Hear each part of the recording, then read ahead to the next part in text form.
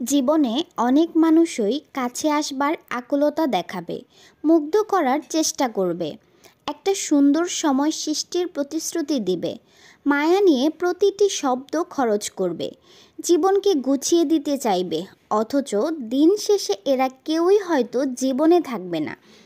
কারো সাথে দুটো সুখ দুঃখের শব্দ ব্যয় করেই তাকে কোনো জায়গা করে দিতে নেই।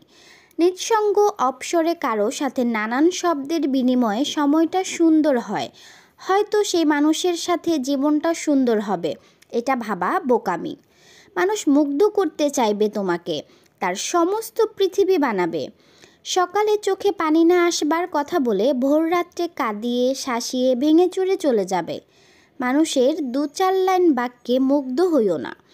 সুন্দর কথা বলা মানুষের চেয়ে তোমার সাথে কথা বলতে না পারার সুযোগহীনতায় যে মানুষটি ভেতরে ভেতরে মরে যাচ্ছে তাকে ভালো